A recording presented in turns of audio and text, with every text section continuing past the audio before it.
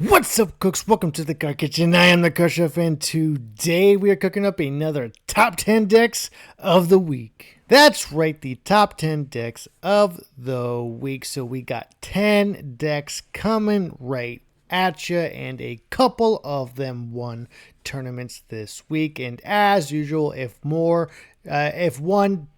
deck won more than one tournament, we won't showcase it twice. So once we run out of decks that won tournaments, we will be showcasing other decks, interesting cooks that topped in a top 16 situation. And we looked at only 7 tournaments this week with 250 or more people. And the reason we only looked at 7 is because there were only 7 with 250 or more that we can pull data from this week. Last week we had something like 12 tournaments with that many or more players. This week it seems to have gone down a tremendous amount. I'm not sure what the causes of that is. However, it does seem as we get further into the Mythical Island meta, it's starting to go down a little bit. It's always the same decks. There's not much change, and so everybody's just kind of anticipating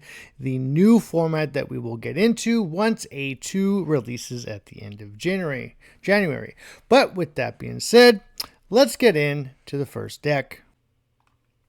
So this is the first deck, and of course it's Mewtwo Gardevoir with the teched in Mew EX, and in fact it also techs in a basic Mew, or a baby Mewtwo is what I should be saying. And then we have 2 Leaf, 2 Professor's Research, 1 Sabrina, 1 Giovanni, 2 Pokeball, and 2 Mythical Slabs. So this is a bit different than the usual builds we see. We usually see something like either just a Mew EX, just a Jinx, and if we do have that 10th psychic Pokemon, it's usually something like either the Jinx and the Mew EX, or one of those with something like a Sigilyph. However, now we are putting back into the deck a baby Mewtwo, and of course we're still playing the Leafs. Super duper important considering all the Mewtwo's and the Gardevoir all have 2 retreat costs.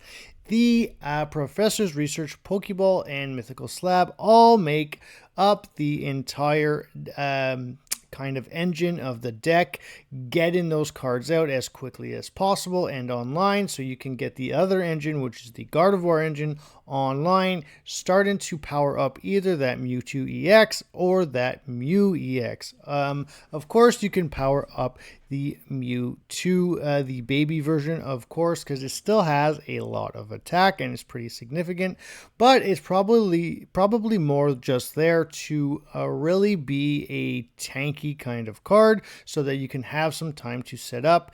Or even if you do really want to kind of get those energies on it, it is possible, so that if it does get knocked out, at least you only lose 1 prize and you don't lose 2 right off the bat with something like a Mewtwo EX. But then of course we have the Sabrina, which is obviously 1 at least in almost every single deck, and then the 1 Giovanni. And the one reason I could think of this, well, actually 2 reasons, is 2 very specific breakpoints. One being the 50 damage that you get from Psychic Sphere from Mewtwo EX, plus the Giovanni is 60 HP worth of damage. That is a ton of basic Pokemon in the game that evolve into something else. And then the 150 plus Giovanni is exactly 160. This is very important to try to be able to one-shot something like an Executor EX, which is in the meta quite a bit because of all the Celebi superior decks always playing at least 1, if not 2 copies of Executor EX. So a very important card, and of course you can also use it against the mirror match if the mirror match happens to be playing something like a blue. But anyways, this deck got first place not once, not twice, but 3 times this week. In the one that I noted, the best performing one was from the Pocket Legends League. It got first place in a 546 player tournament. The winner's name was Linstorado, and they went 12, 1, and 2, which means this deck actually tied 2 times, but it ended up winning the whole thing, and it actually won the most tournaments this week. As we mentioned, it was 3, which is quite impressive, a lot more than all other decks. 3 times the amount of all other decks in the 7 tournaments with 250 or more people. But anyways, with that being said, let's get in to the next deck. So this is the next deck, and it's the Celebi Superior deck with 1 of each Execute and 1 of each Executor. The Baby Executor from Mythical Island and the Executor EX from Genetic Apex. And this deck won the Ursi Day tournament, which was 1,600 players. It got first place. It was won by the player named Bob, and it went 14-1, which is a super duper impressive record, especially when you consider this actual deck list. This actual deck list is not the standard best version of Celebi Executor. That is reserved for the versions that play 2 Executor EX and no Baby Executor, or if they do, they're still playing 2 Executor EX. So another interesting thing about this deck is they're playing 2 different Executes. I'm not really sure exactly why. Maybe they wanted the option to be able to sometimes attack or sometimes ramp. However, anytime I've ever used the Execute from Mythical Island to try and ramp, it always just gets knocked out before I can evolve it, to be honest. But the interesting thing about this is, as I mentioned, it's not the best version of Celebi Superior. In fact, this version of the deck that only plays 1 Executor EX only has between a 48 and 49% win rate overall. Whereas when you get into the versions that are running 2 Executor EX, it bumps all the way up to 54%. It's exactly 53.99% right now, which is a huge difference. However, this is the version that won a tournament this week. And funny enough, in that tournament of 1,600 players, it did not run into a single fire deck. So obviously that helps this deck out a lot, but it's still super duper impressive for a deck with a win rate that only has 49%. Obviously that 49% cannot all be attributed to fire anyway, so it's still very impressive that this player was able to take a deck that has a very, very low win rate and bring it to a 14-1 win. So congratulations to Bob. Now, with that being said, let's get into the next deck. So this is the next deck, and is the Arcanine Moltres deck with Mew EX. It's 2 Arcanine, 2 Moltres, and only 1 Mew EX. And this is a very good deck still, and I keep saying it week after week. I'm not sure exactly which fire deck is the best, but I tend to lean towards this one over the Arcanine Charizard build, because when you look at it, you're able to remove the Charizard EX, which is removing 6 cards from the deck, allowing you to play other options. And now sometimes you'll be playing something like 2 Mew EX. However, this version is only playing 1, which I kind of like as well, because Mew EX kind of does the job that Charizard EX would be doing anyways when you need it to do it. So against big threats like Mewtwo with 150 damage and Charizard doing 200, you can just use Genome Hacking and knock out either of those Pokemon with your Mew EX. And because it's only for very specific situations and very specific Pokemon, I like only playing it at One, because again, not only have you now you have 5 extra spaces in your deck because you removed the Charizard and replaced it with one Mew EX. Now you have 5 additional spots in your deck, and so you can play things like 2 Sabrina, which is super valuable in this deck, and then 2 Giovanni because you're not playing the Charizard all the time, and only Mew EX in certain situations. You do need those breakpoints, and then you're playing potions. Potions are super duper important. I believe it was last week, maybe the week before, one of the Arcanine builds was not playing 2 potions, and I did not agree with it. And then we are playing 1 Leaf and 2 X speed. So the X speed, I do like it at 2 and the Leaf at 1. That ratio I agree with in this deck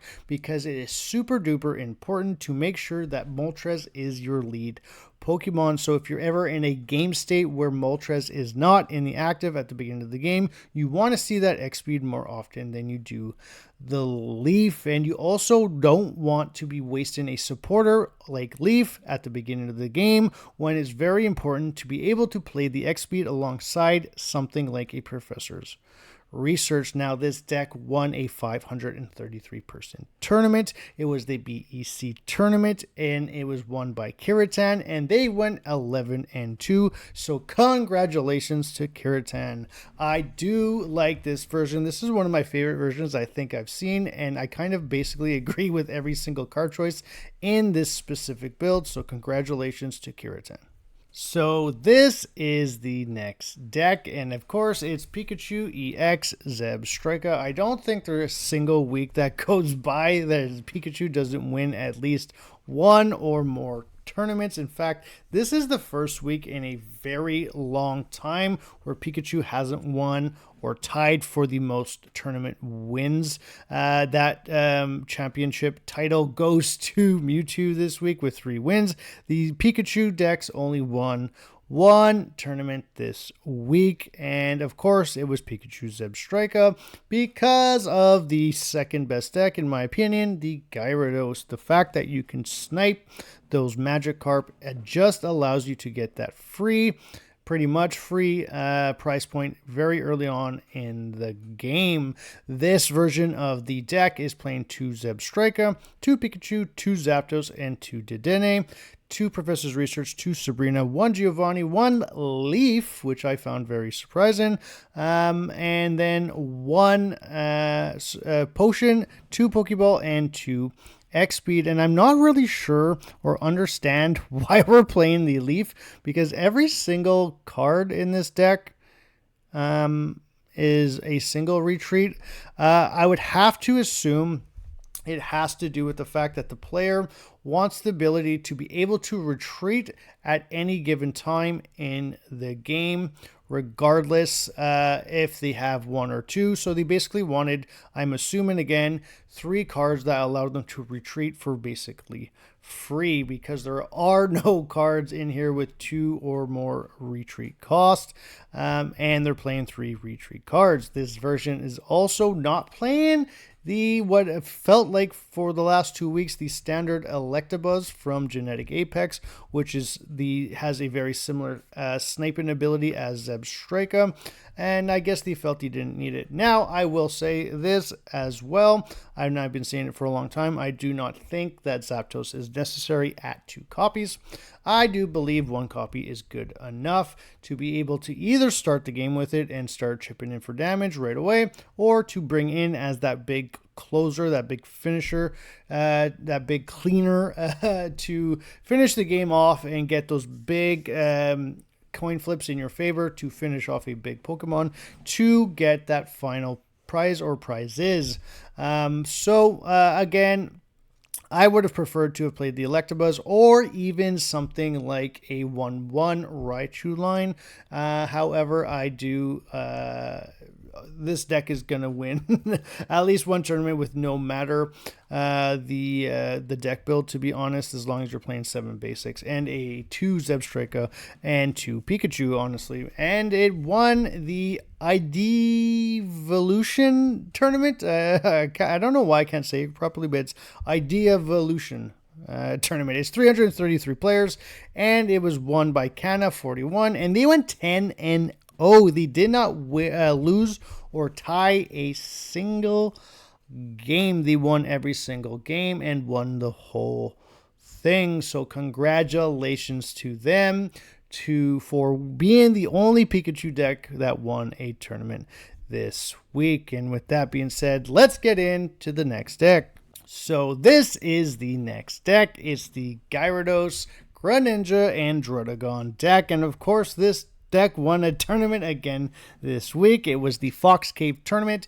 It was 320 players, and it was won by Eula Johto, and they went 11-1. So congratulations to them. And of course, this deck is super duper strong because of a mixture of Druddigon and Greninja being able to get all that free value from the damage that you're getting without having to attack with them, giving you those specific breakpoints for Gyarados, allowing Gyarados to be able to basically one-shot any Pokemon in the game. Of course, the Magikarp is super susceptible to things like Zebstrika, Electabuzz, Hitmonlee, and even things like Lumineon, which is a deck we will be looking at in the top 10 list this week. We'll get to that later. However, the rest of the cards are 2 Professor's Research, 2 Pokeball, 2 Misty, 1 Leaf, and 1 Sabrina. The deck list that we looked at last week only played 1 Misty, 1 Leaf,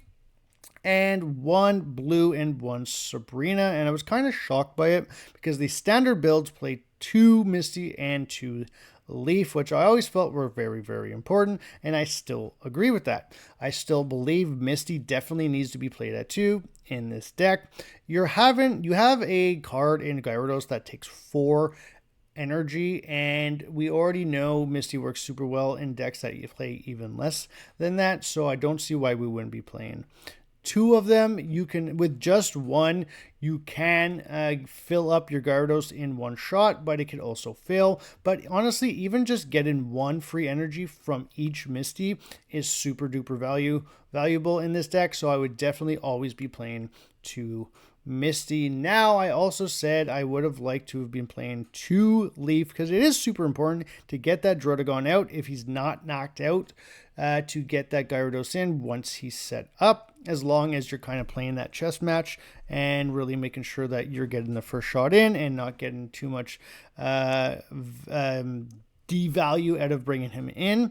But I do like the 1 Sabrina. Sabrina is super valuable at 1 in every single deck, so find in the room. And I do agree that sometimes you really only do need, I'm starting to come around to it more, only needing possibly 1 Leaf a game, and then being able to just retreat afterwards in order to use your energy for that retreat, and then bring in something that's either already loaded up or, guess what, use your second Misty, right? So anyways, this deck is still winning. It's super strong. It's one of those decks like Charizard, but way better right now, that can one-shot every Pokemon in the game. So of course, it's most likely going to win at least 1 tournament every single week, and probably going to make this top 10 list every single week as well, at least until the meta changes after the A2 set releases at the end of January. But with that being said, that is it for the 5 decks that won tournaments this week. Now we are going to get into 5 other decks that had top-ins and top 16s this week that are interesting builds that I would like to showcase on this week's video. Now, with that being said, let's get into the next deck. So this is the next deck, and it's a Pidgeot EX deck that got 7th place in a tournament this week with 250 or more people, and it went 10-3. So we have been seeing lately Pidgeot continuing to make tops in very, very large tournaments, and I really do like this build. The other versions that we've been seeing have been trying to play something like 2 Pidgeot EX and 1 Pidgeot, the baby version from Genetic Apex, and I do think you're just more valuable to be able to play the 2 EX and really try to get those one-hit knockouts with something like your Pidgeot EX. And of course, we are playing the tech package of Marshadow Hitmonlee, which seems to be played in almost every single deck, to be honest. Of course, not every single deck, but it's played in, obviously, Aerodactyl shells. There's 2 versions of the Aerodactyl, one with Farfetch'd or one with the Primate lines. And then you have the Greninja build, which plays Greninja and Tauros, and then Marshadow and Hitmonlee as well. So there are a lot of decks. That's already 3 right there. In fact, there's a bunch of different versions of the Greninja decks that play that. The Greninja Mew decks, the Greninja Tauros decks, and even sometimes the Greninja Druddigon decks play these in teched in as well. So these cards are being played as a package totally in a bunch of shells right now. And of course, Hitmonlee and Pidgeot EX both work very well with Pokeflute, because obviously the Pokeflute will increase the damage of your Pidgeot EX, and then your Pokeflute can also work very well with Hitmonlee because you're bringing a Pokemon onto the bench and you're the one who's deciding which basic Pokemon you're putting there. So if you're playing something like a Gyarados deck, you can knock out a Magikarp with your Hitmonlee, bring it back the next turn, knock it out again.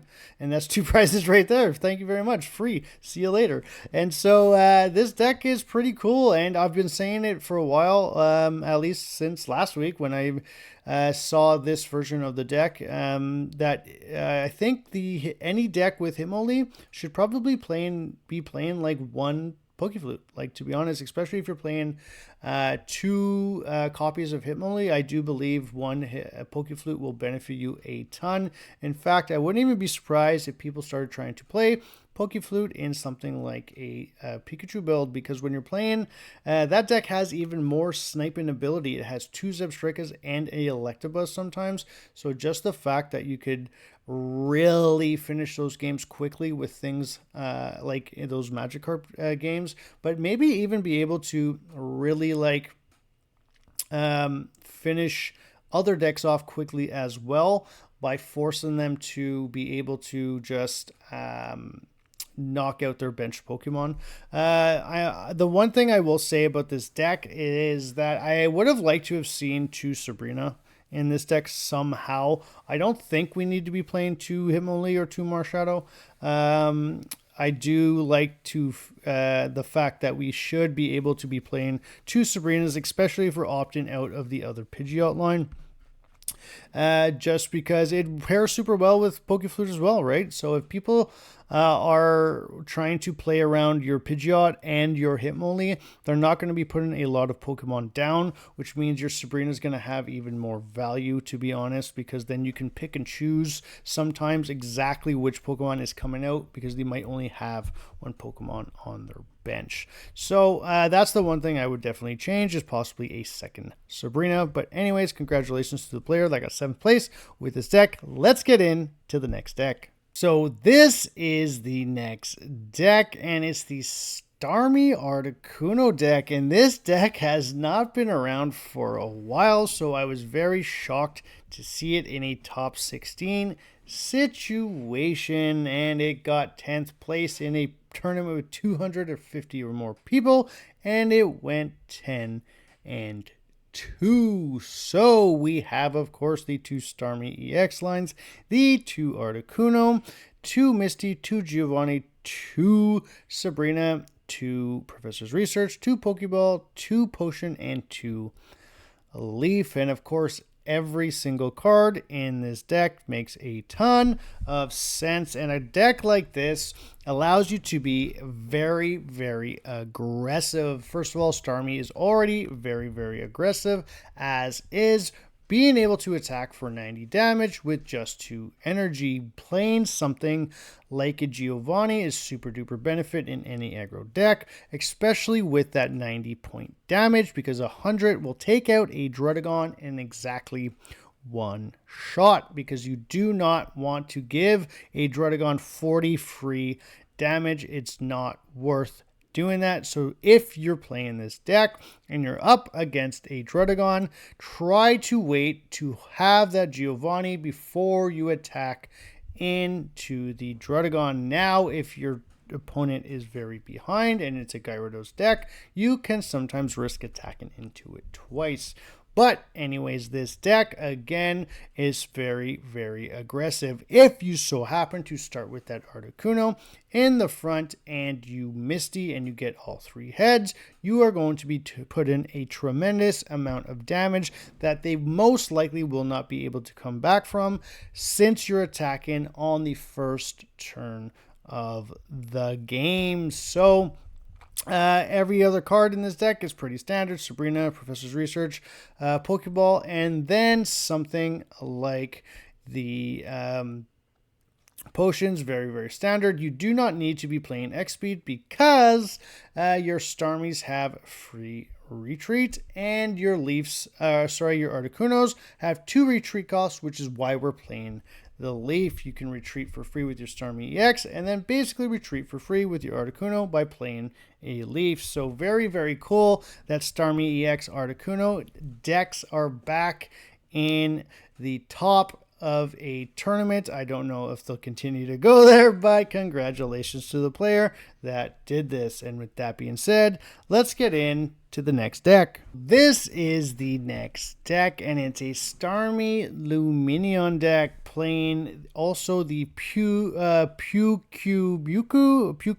I don't know how to pronounce that name at all. Apologies for that. However, it's pretty cool. Starmie EX Luminion got into a top 16 situation. They got 11th place in a 250 or more person tournament this week, and I love this deck. I put a Starmie Luminion deck on my channel a couple of weeks ago, and it was basically, I called it like the no retreat cost or the free retreat cost deck, and I played the 2/2 lines of each of the Starmie and Luminion alongside something like a Dodrio 1/1 line, because every single Pokemon once evolved all had free retreat. What this player did is they played the Pyukumuku, and I think it's because not only does it have 70 HP, which is pretty bulky for a basic Pokemon that doesn't have to evolve, but it also has exactly 30 damage. So this deck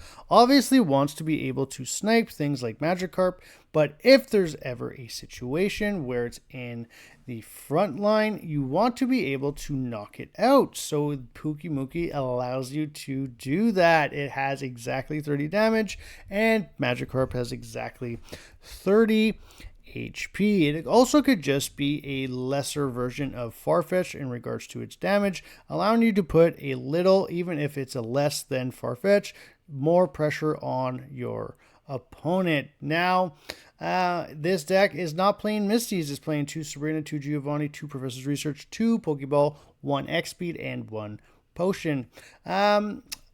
I know why they're not playing the Misty. Obviously, this deck, it's maxes out at 2 energy max on each Pokemon. So I get it. I would still be playing the Misty, to be honest. I think it's just super duper valuable, especially if there's a situation where, because you're able to evolve, if you go first, so you go first and then on your second turn you can evolve. If you evolve into the Starmie, it doesn't already have 1 energy on it, and you want to be pretty aggressive in this deck, so I would definitely be playing Misties.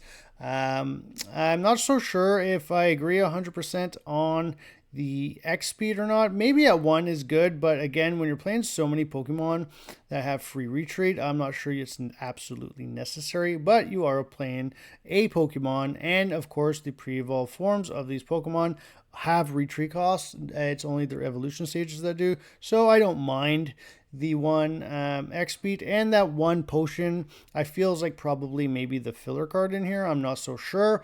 It is good to have to fix a breakpoint that you might see coming on the next turn, but again, I definitely think the Misties are a lot more valuable in this deck than something like an X speed or a potion, but that's just my opinion. But this deck is really cool. I had a lot of fun playing this deck when I played it. Of course, I didn't play the Pyukumukus. As I said, I played the 1/1 Dodrio line because I wanted free retreat on everything else. But it's a pretty cool deck, and yeah, 50 damage is a lot more than 30 damage when you're sniping with Luminion over something like a Hitmonlee or a Zebstrika. And you can hit a lot more other Pokemon. In fact, If you're also playing against another Starmie player, you're going to knock out their Staryu with 50 damage. If you're playing an Executor deck, you're also going to knock out an Execute with 50 damage. So there is a lot of Pokemon with exactly 50 damage that you can knock out. So Lumineon is actually a lot stronger than it seems. The issue is kind of the 80 HP, to be honest. You're basically going to get knocked out by a lot of stuff, and you're even going to get two-shotted by a lot of stuff. If Farfetch will two-shot this, absolutely no problemo. And so maybe that's what the potion is for, because there is a lot of Farfetch in the meta right now. But anyways, with that being said, let's get into the next deck. So this is the next deck, and it's an Alakazam Gardevoir deck playing Mewtwo EX and a Sigilyph. That means this Pokemon trainer is playing 14 Pokemon. So, of course, the only 6 trainers they're going to play are all the cards that thin your deck. The 2 Professor's Research, the 2 Pokeball, and the 2 Mythical Slab. This deck got 15th place in the Fox Cave tournament, which had, let me double check here, 320 people, which is super impressive. I would not have thought a deck with 14 Pokemon, regardless of how much you can search your deck, because you can, it's not just the trainers, you have a Sigilyph, so if you start with the Sigilyph in your front, you're obviously going to be able to cycle through your deck pretty quickly, but you're playing 2 Stage 2 Pokemon and 2 additional Pokemon, so you're playing a total of 6 basics, which is totally fine, but 2 Stage 2 lines at full, and basically no other support cards other than the turbo cards that allow you to turbo through your deck. So maybe this player figured something out that the rest of us didn't, but basically said, I'm never not going to allow my Mythical Slab to not get value, because there's almost no way this Mythical Slab doesn't hit something valuable. What I will say, though, is if you get red carded in this deck, it's going to hurt a whole heck of a lot, but it's pretty cool. I mean, listen, do we need the Gardevoir in an Alakazam deck? I'm not so sure, to be honest. It is 3 energy, but usually you're building it up in the back while something is trying to like possibly tank in the front, or at least put in some pressure early game with damage so that you can build this up as you evolve it. But again, you never know. But we are playing a Mewtwo EX too, which is super duper interesting. So this deck, I mean, to get a 15th place in a 320 person tournament with this much Pokemon and no other support in your trainers except for the Professor's Research, Pokeball, and Mythical Slab is super duper impressive. So congratulations to that player for making an insane cook. Congratulations. But anyways, with that being said, let's get into our last deck. So this is the last deck on the list, and Golem is back on the menu. I can't believe it. This got 10th place. It's the first top in like 3 weeks, I want to say, to be honest, which is super duper interesting. And not only are we playing the new Golem from Mythical Island, we are also playing the old Golem from Genetic Apex, 1 of each, 2 Geodude, 2 Graveler, and 2 different Golem. And then we're playing 2 Druddigon to be that tank while you evolve and build up and put energy onto that Golem in the back row. Then we are playing a 1 Himoli and a 1 Marshadow, which is very standard in any fighting deck, to be honest. And then, of course, the standard stuff: Professor's Research, Pokeball, 1 Giovanni, 2 Brock, which of course we'll get to in a second, 2 Leaf, and 1 Potion. Now let's start with the Potion. I think the Potion is probably there to either get some additional value out of your Druddigon to keep it online a little bit longer, or to heal up that other Golem that we're playing, because the other Golem from Genetic Apex does 50 damage to itself, would bring it down to 110, but you would only really be bringing it up to 130. So I'm not so sure if that is the exact reason, or if it makes any real type of difference. But the important ones here are, I think, Giovanni. Specifically for the Genetic Apex Golem, you're doing 150 damage. That is knocking out a Mewtwo and anything below. I think the old Golem is still super duper underrated, to be completely honest. And what I will say is, with a Giovanni, you are knocking out an Executor EX, which is super important because it has 160 and you are weak to grass.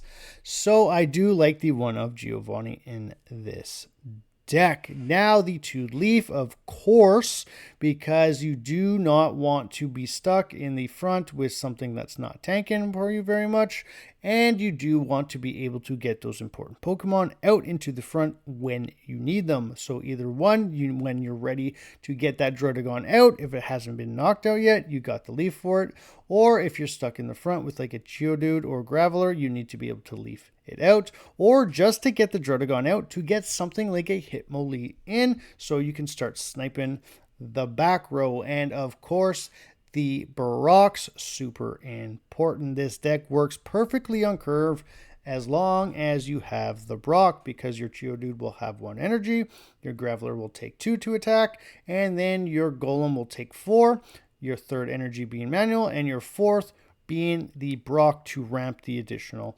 energy. So I think playing both of these in a deck is pretty interesting and pretty smart, because you want to be able to play Golem kind of like you play a Mew for those very, or Mew EX, sorry, for those very specific situations where you need to definitely knock a Pokemon out. So Golem, the one from Mythical Island, even though it's super tanky and takes 60 less damage after it attacks, it's only doing 120.